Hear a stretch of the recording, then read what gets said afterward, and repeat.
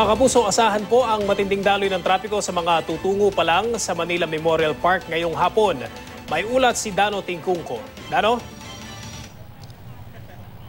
Cedric, kaya nga nung nabanggit mo, kung ngayon pa lang kayo papunta rito sa Manila Memorial Park, asahan na matinding daloy ng trapiko papasok sa bahagi pa lang ng Sucat Road. Sa dami ng mga sasakyan na papasok dito sa sementeryo, malayo ang abot ng tukod sa Sucat Road. Luluwag ito bahagya pagpasok mismo ng Manila Memorial Park. Pero dahil sa dami rin ng mga bumibisita ngayong araw, mahigpit nang ipinatutupad na trapiko sa palibot at loob ng sementeryo.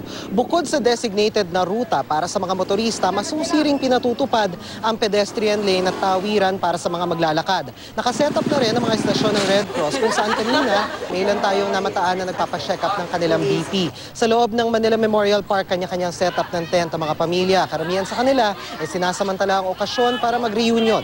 Pero meron ding ilan na sinamantala din ang pagkakataon para bisitahin ang puntod ng ilang mga personalidad tulad ng puntod ni na dating Senador Ninoy Aquino at dating Pangulo Corazon Aquino. May mga nagpapakuha ng litrato, meron ding ilan na taimtim ang dasal. Sa paunang tansya ng pamunuan ng Manila Memorial Park mula alas 5 kahapon hanggang alas 9 ngayong gabi, nasa humigit alas 9 ngayong umaga nasa humigit 10,000 sasakyan ang pumasok sa Manila Memorial Park, katumbas ito ng halos 40,000 katao.